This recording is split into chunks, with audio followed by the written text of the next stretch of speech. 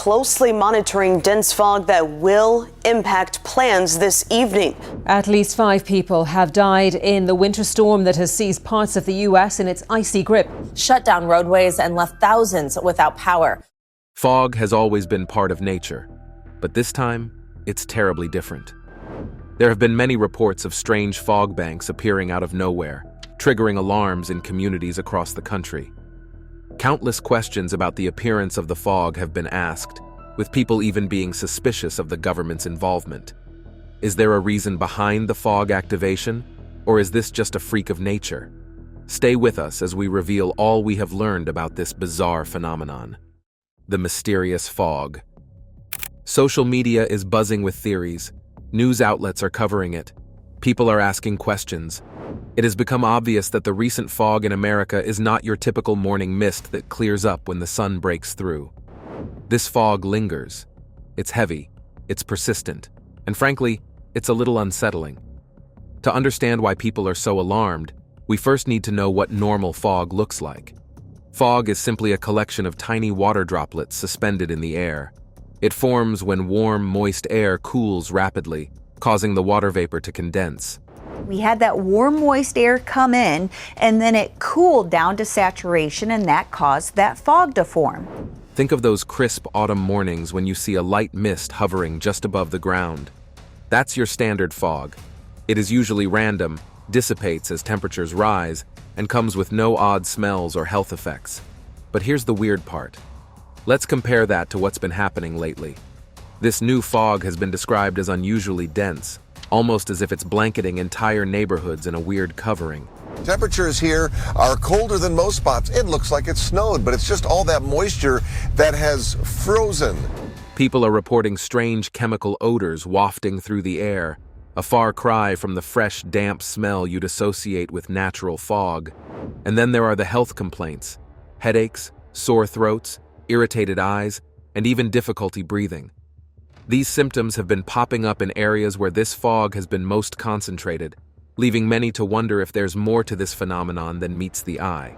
Another strange aspect is its geographical spread. This isn't just a localized phenomenon affecting a few towns or states.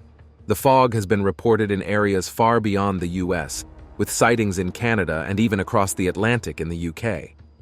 Such a wide range of impact is unusual for fog, which typically forms under specific local conditions. The global nature of this occurrence raises even more questions about its origin and composition. What's even more peculiar is its persistence. Natural fog typically fades once the sun rises and the air warms up. This fog, however, seems resistant to the usual rules. In some cases, it's been reported to linger for hours, even into the afternoon. Some reports suggest it's not even tied to weather patterns at all. Instead, it's popping up in scattered locations with no clear connection to humidity or temperature shifts. This has led to a flood of theories. Some believe it's a byproduct of industrial pollution, a mix of chemical particles and moisture hanging low in the atmosphere. Others have pointed fingers at geoengineering, suggesting it might be tied to climate modification experiments. And, of course, the internet is rife with conspiracy theories, claiming this could be a deliberate act to spread harmful substances or test new technologies. What they have come up with will shock you. One of the most talked about ideas involves something called smart dust. Smart dust refers to microscopic sensors or particles that can collect and transmit data. Originally conceptualized in the 1990s and funded by the Defense Advanced Research Projects Agency, smart dust was envisioned for various applications, including battlefield surveillance and environmental monitoring. These minuscule sensors, sometimes as small as a grain of sand, can collect data on temperature, humidity, light, and even movement. The idea that such particles could be dispersed within a fog has led to speculation about potential surveillance or large-scale environmental data collection without public consent, but there is no concrete evidence to support the deployment of smart dust in this manner, and experts caution against jumping to conclusions without verifiable information. Another theory ventures into the realm of science fiction: alien spores. This idea suggests that the fog might contain extraterrestrial biological material because of its unusual persistence, widespread reach, and the health symptoms reported by those exposed to it. While the concept of alien life forms arriving via atmospheric phenomena has been explored in science fiction, there is no scientific evidence to support this claim. Astrobiologists emphasize that, while the search for extraterrestrial life continues, the likelihood of alien spores causing such an event is exceedingly low. But there is even more.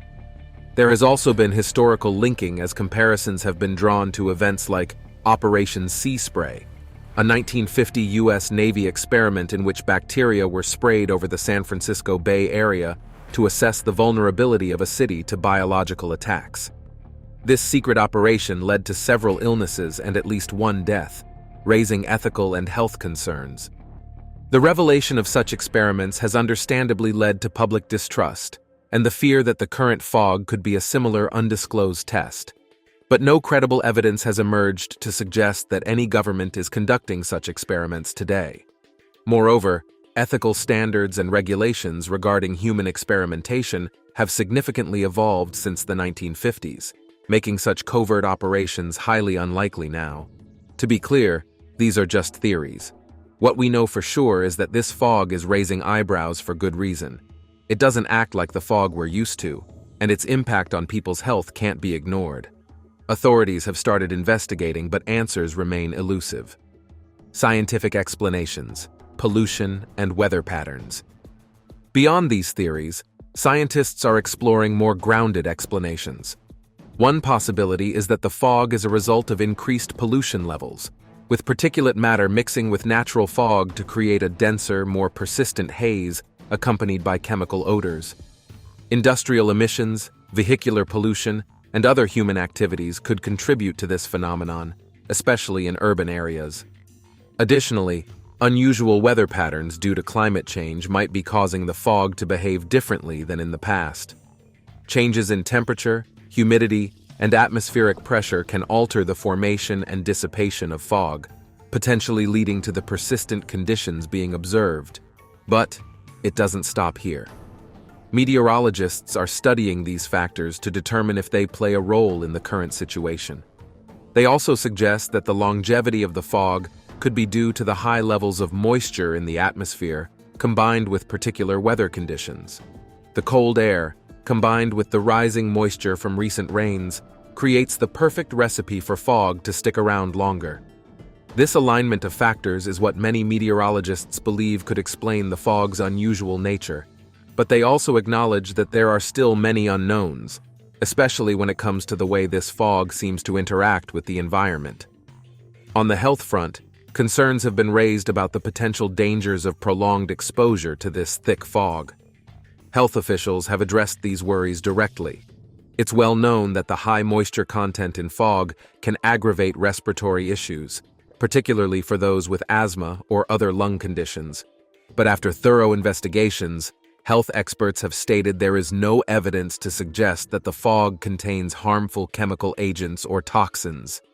The air is heavy, yes, and the moisture can make it feel like it's harder to breathe, but there are no signs that anything more sinister is at play. Respiratory experts emphasize that it's not the fog itself causing these symptoms, but rather the way it interacts with people's health conditions.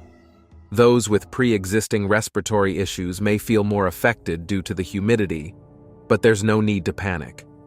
Despite these reassurances from health and meteorological experts, there's still widespread concern, particularly due to the strange nature of the fog's appearance and lingering presence. Authorities have consistently denied any involvement in activities that could have contributed to the fog's unusual characteristics. They dismiss conspiracy theories, asserting that there's no evidence to support claims of governmental manipulation or intentional fog creation. The fog, according to them, is simply a natural occurrence that has been worsened by the weather conditions, but this has not served to dispel the fear. Some people argue that the authorities' denials are simply an effort to avoid panic or to keep the public calm. It's clear that while experts have offered reasonable explanations, the mystery surrounding this fog isn't going away. Whether it's the fear of the unknown or the sense that something is being concealed, many are still asking questions. For now, all we can do is wait, and while we wait, experts will continue to monitor the situation, collecting data, and studying the fog's behavior. They may be able to offer more answers in the coming weeks. Until then, the fog remains a perplexing and unsettling presence that raises more questions than it answers. Strategies to mitigate effects of the fog. While experts have reassured the public that the fog itself isn't toxic, it's still crucial to take steps to protect yourself. One of the most straightforward ways to limit your exposure to the fog is by staying indoors, especially during the peak fog hours. Typically, fog is densest during the early morning and late evening, when temperatures are lowest and humidity is highest. During these times, the air quality tends to be poorer, as the fog traps pollutants close to the ground. By keeping indoors during these periods, you significantly reduce your chances of inhaling potentially harmful particles and pollutants. If you don't need to go out, it's best to avoid the outdoors entirely.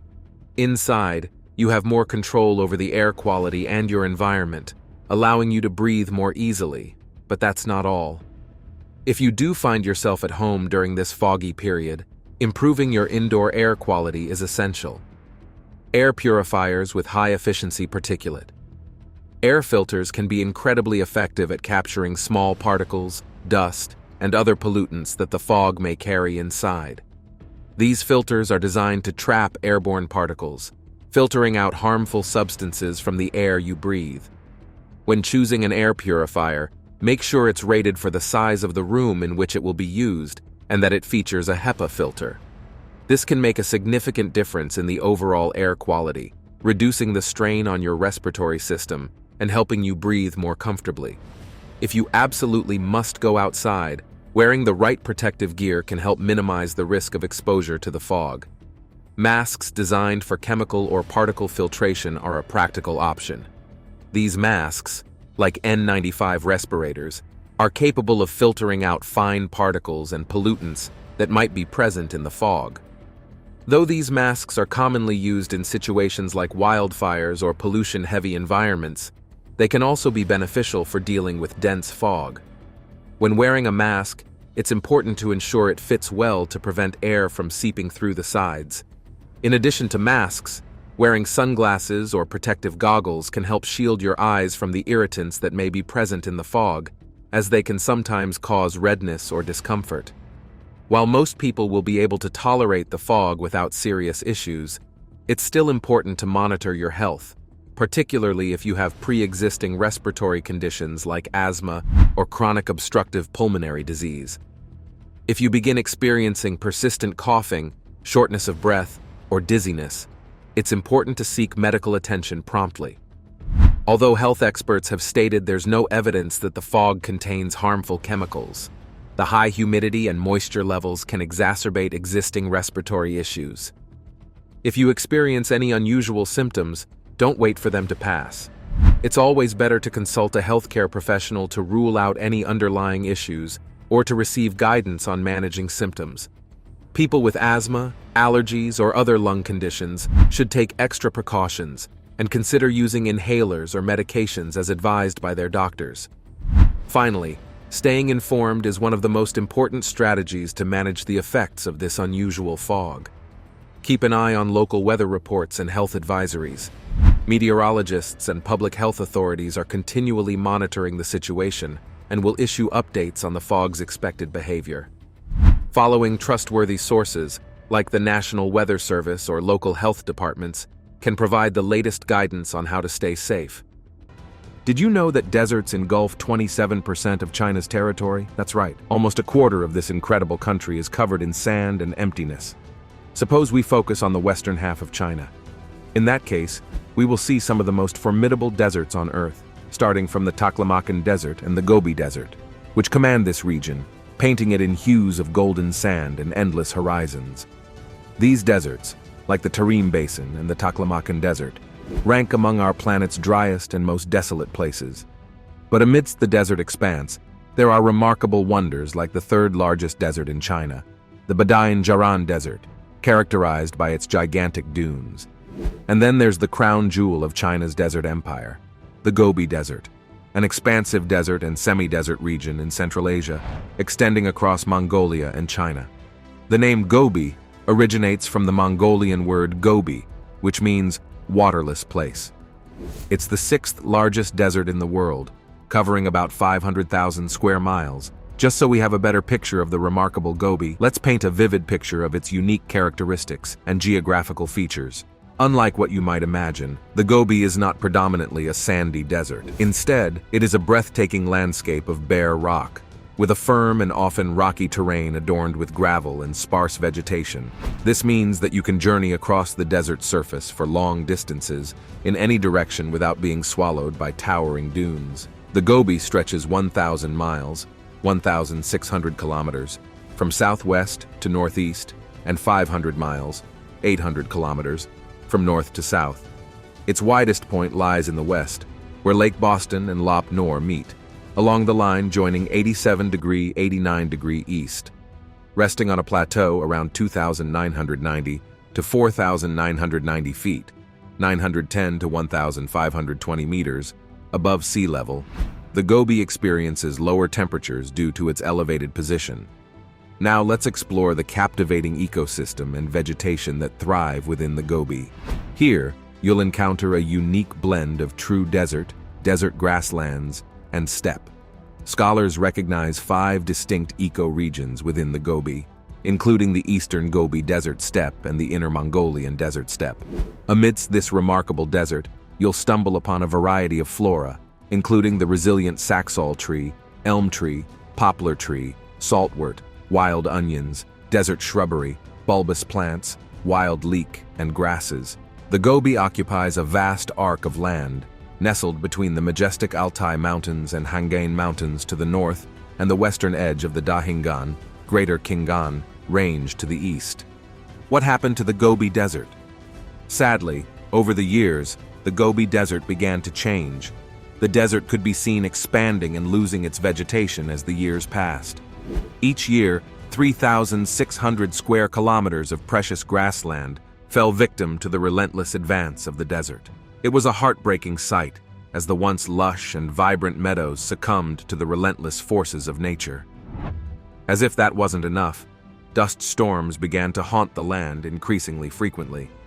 These storms happen a lot, sometimes 3 to 10 times a month, destroying crops and damaging buildings and roads. But it is not just the crops that suffer. The sandstorms also took their toll on the fragile infrastructure of the Gobi.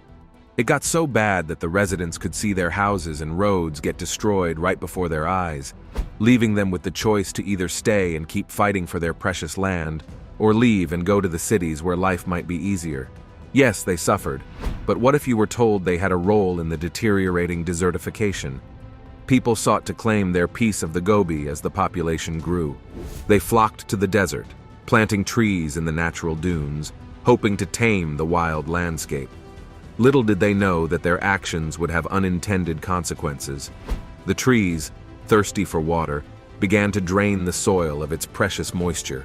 The groundwater table, once a lifeline for the delicate balance of the ecosystem, plummeted to dangerous lows, and before we would know it, the desert, short of water, seized the opportunity and expanded its territory, inch by inch. As the Gobi Desert succumbed to the forces of desertification, the dreams of those who sought to conquer the desert turned to dust. Apart from the Gobi Desert, Lingwu County, nestled on the edge of the mighty Mao Wusu Desert in China, also faced the challenge of desert encroachment. Lingwu County receives a mere 160 millimeters of rainfall each year, which is insignificant compared to the evaporation rate of over 2,000 millimeters. This imbalance between rainfall and evaporation is causing trouble because the moment raindrops touch the earth, they start disappearing into thin air. To make matters worse, the sun's rays scorch the ground, and the little moisture left behind evaporates, leaving the land even drier. With this reduced soil moisture, plants struggle to survive. They wither and fade away, making the once lush vegetation a memory. To further aggravate the already ugly situation, Lingwu County faces another threat. As the winds blow across the Mao Wusu Desert, they carry tiny particles of sand towards the nearby Yellow River, raising the riverbed and putting the landscape at a high flood risk. What efforts were put into curbing the desertification? China was challenged with Alas, redemption came for northwest China as the relentless expansion of the Gobi Desert, which has posed a significant challenge for decades, has received fresh air. Talking about the Great Green Wall Project. The Great Green Wall is a remarkable project that seeks to combat desertification by planting trees. It's a simple yet powerful idea that is key to transforming the Gobi Desert from a wasteland to a thriving oasis. But it's not just about the environment. The Great Green Wall promises economic prosperity and social development. This African-led initiative, launched in 2007 by the African Union, aims to tackle desertification, improve soil fertility, and promote sustainable land use practices in the Sahel region by planting trees and other vegetation to create a wall of greenery. The goals of the Great Green Wall are as ambitious as they are inspiring. The initiative aims to restore 100 million hectares of degraded land, set apart 250 million tons of carbon, and create 10 million green jobs by 2030. It's a bold commitment to address various challenges, from climate change and food security to migration and resource-driven conflicts. Aside from the Great Green Wall Project, the World Bank's Ningxia Desertification Control and Ecological Protection Project has also come on board to save the day and the landscape from desert encroachment. With its grand vision, this project also aims to combat desertification head-on, rehabilitate natural vegetation, and introduce effective measures to protect the environment. It's an initiative to address the historical challenge of desert encroachment in the Ningxia Hui Autonomous Region. This is the World Bank's way of lending support and recognizing the urgency and importance of the cause. Since 2012, the project has been making impressive strides in the battle against desertification. It focuses on 7 counties and cities in Ningxia, where the problem is most severe. For this course, the World Bank has approved a loan of $80 million to aid in the fight against desertification and land degradation in this region. With this financial backing, the project has implemented various activities that yield remarkable results. One of the project's key achievements is the restoration of vegetation. By carefully planting trees and shrubs, the project has stabilized dunes and prevented further desertification. Thankfully, the survival rate of these planted materials stands at an astounding 70%. In comparison, the project has successfully restored vegetation cover to 40%, effectively stopping the relentless shifting of dunes. The project's impacts extend beyond vegetation restoration. It has brought approximately 6,667 hectares of the desert under control, a significant feat in itself. Moreover, it has protected more than 21,333 hectares of desert, ensuring the preservation of sensitive ecosystems. But how does the World Bank manage to achieve these incredible results? Afforestation, planting trees and shrubs, was crucial in stabilizing the sand dunes and thwarting desertification. Grassland restoration was another vital component, as it involved improving the quality of grasslands and reducing overgrazing. Water conservation measures, such as the construction of small-scale facilities like check dams and reservoirs, were also implemented to enhance water availability and combat soil erosion. Additionally, soil conservation techniques like terracing and contour plowing were employed to reduce erosion and maintain healthy soil conditions. The project doesn't stop at the technical aspects of combating desertification. It recognizes the importance of engaging local organizations and communities in its implementation. Community-based organizations are established to manage natural resources and promote sustainable land use practices. Farmers and herders, who play a significant role in land management, are provided with support and guidance to improve grassland quality and reduce overgrazing.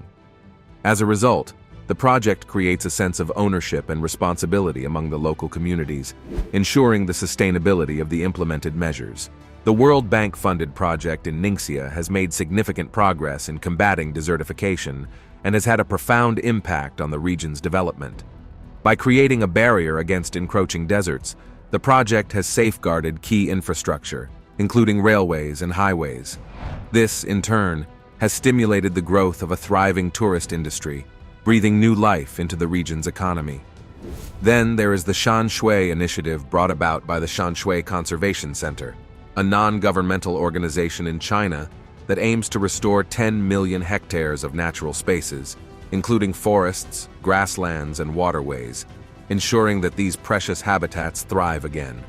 It encompasses 75 large-scale projects, covering everything from towering mountains to serene coastal estuaries. China has set an ambitious timeline for the initiative. Between 2021 and 2030, the country aims to complete 50 projects spanning 700 counties. This massive undertaking is expected to create more than 3.2 million jobs, providing opportunities in various industries. The Shan initiative is a collaborative effort, with the Ministry of Natural Resources and the Ministry of Finance of the People's Republic of China taking the lead. These government bodies coordinate the initiative's activities, ensuring that resources are allocated efficiently and projects are implemented effectively. Additionally, the initiative receives support from esteemed organizations such as the World Bank, the Japan International Cooperation Agency, and the German Development Agency. Their expertise and resources further strengthen the initiative's impact and reach. The significance of the Shan initiative has been acknowledged on a global scale. It has been recognized as a World Restoration Flagship by the United Nations. This prestigious designation honors the world's 10 most groundbreaking restoration projects. Another key approach China employs towards the desertification course is the 1+4 approach, which is like a secret recipe for restoring vegetation and controlling desertification. This approach results from 6 decades of experience and a deep understanding of the local environment. It involves 4 steps, each crucial in the battle against desertification. First, the right species of plants are carefully selected. These plants are tough, resilient, and capable of surviving with limited water and nutrients. Once the plants have been chosen, the soil is prepared for their arrival. After that, the soil is loosened and nourished with organic matter, making it fertile and capable of retaining water. This creates the perfect foundation for the plants to thrive. With the stage set, it's time for the plants to be placed, maximizing their chances of survival. But the battle doesn't end there.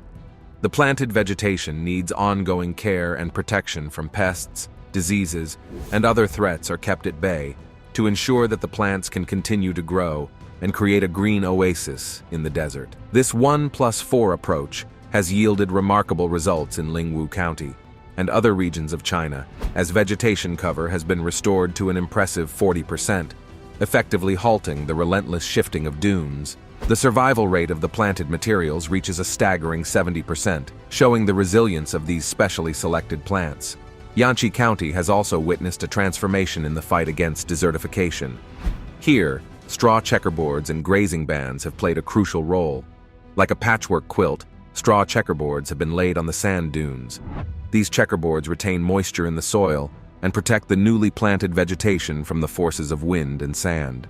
They act as a shield, allowing the plants to take root and grow undisturbed. A grazing ban was implemented to further aid in the battle against desertification. Overgrazing, a primary cause of land degradation, was curbed with this.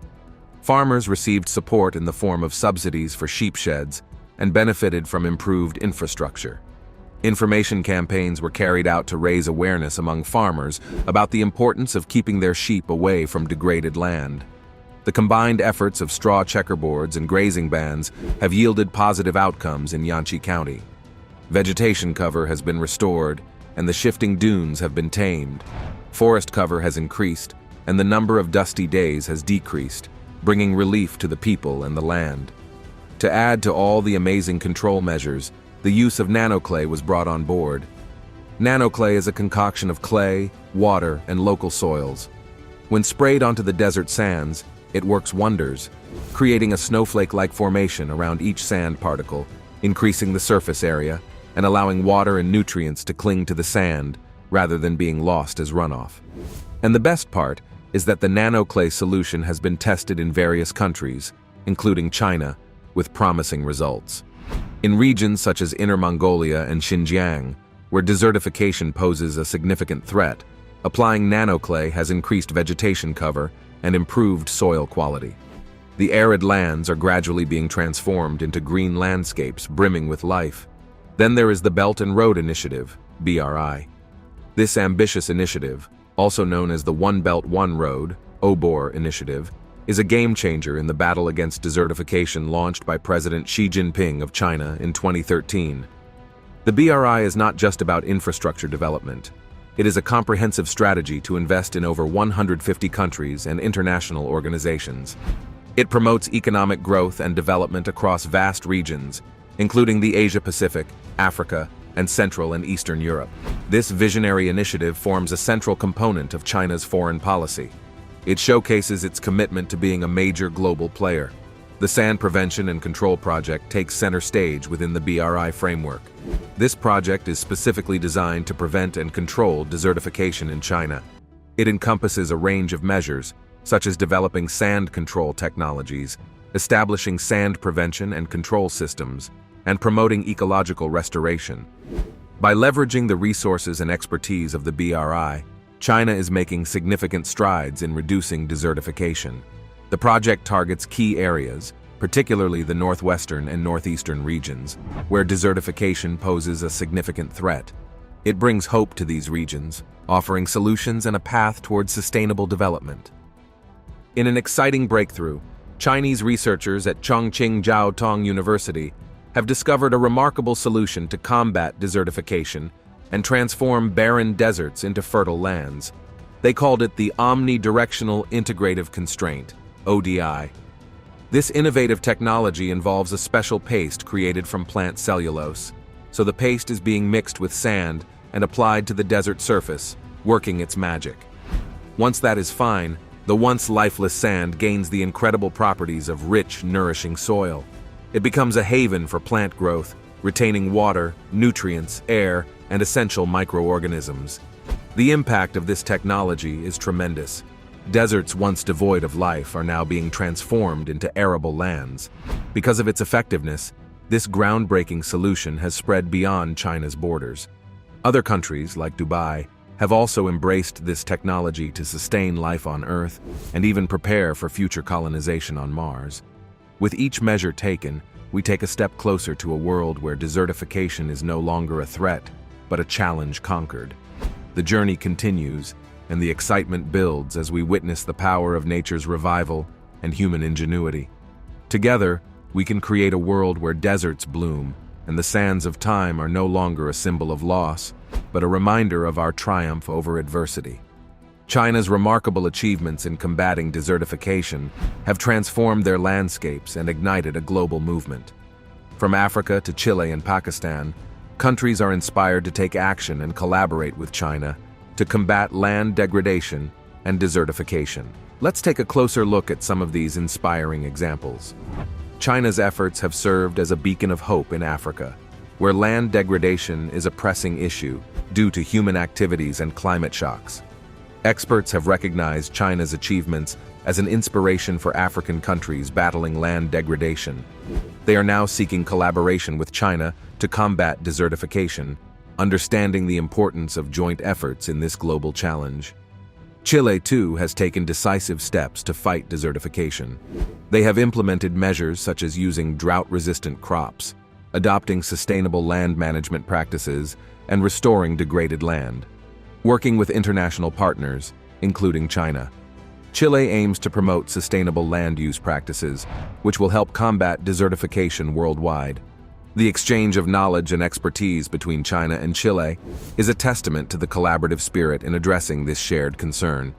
Pakistan has also joined the fight against desertification. They are implementing various measures, such as land restoration, promoting sustainable land use practices, and enacting policies to prevent land degradation.